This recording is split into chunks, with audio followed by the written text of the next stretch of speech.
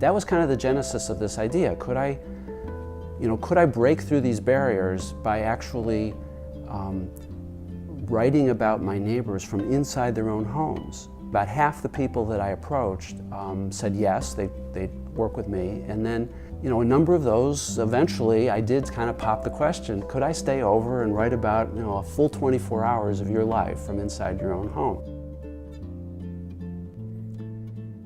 In the year 2000, there was a tragedy on my street. Down the street from me was a family, a husband and wife. They were both physicians, and their 2 children, a boy 11 and a girl 12. And one night the husband came home and he shot and killed his wife and then took his own life. The kids ran screaming into the night. What struck me about this whole calamity, besides the tragedy of it, was it didn't seem that very much in my street had changed. In effect, this whole family had vanished overnight.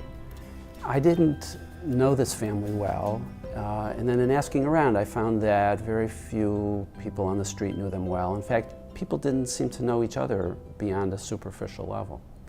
I did read the literature, the studies that showed that what I was experiencing on my street was, widespread, but I just didn't want to write about the phenomenon as a trend. I really personally felt isolated and wanted to see if I could connect with my neighbors. At some point, the memory of childhood sleepovers came to me.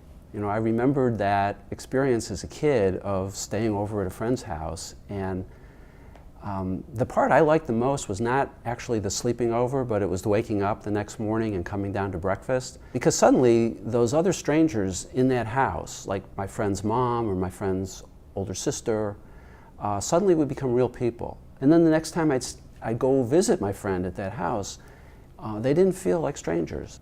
After about 2.5, 3 years, I pretty much had what I thought was my story and had a draft. The New York Times, what are the chances of getting an op-ed published there? Cold. I didn't know anybody. So I polished up the piece a little more and I hit send and really didn't think much else about it. And then 2 days later, I come home. I pick my son up from high school and I come home, I go up to my study, I log on to my email, and there's this email from the New York Times. And I opened it up, and there was this short email that said, thanks for giving us the opportunity to read your essay.